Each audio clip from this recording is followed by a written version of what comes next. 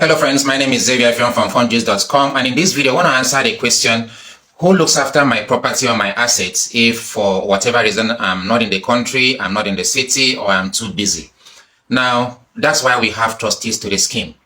If you are not in the country or you want to travel, you can hand over all your assets to the trustees of the scheme. These are independent professionals licensed by the Securities and Exchange Commission of Nigeria to take care of your assets and look after your assets in line with the details of the trust deed.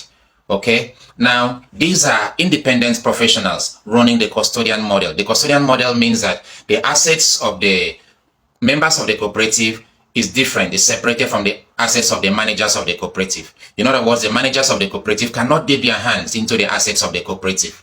Okay, the trustees to the scheme are independent professionals that have their name to protect. Very importantly, they have their practicing license to protect, and they have their capital to protect. So they do not do anything to tarnish their name or to affect their license or their capital. They do not want to get into any trouble with the Securities and Exchange Commission or other agencies of the government. So those are the people who will take care of your assets. Okay, now because of the custodian model, all the documentation for the co-ownership scheme are kept with the trustee.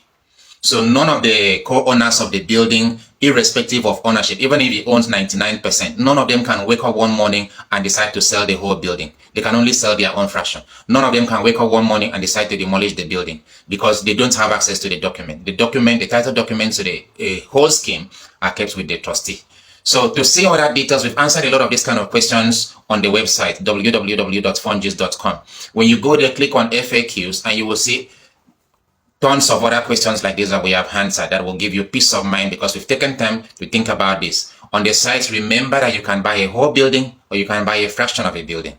You can take a mortgage to buy a whole building or you can take a mortgage to buy a fraction of a building. You can take a mortgage to buy an apartment or you can take a mortgage to buy a fraction of an apartment.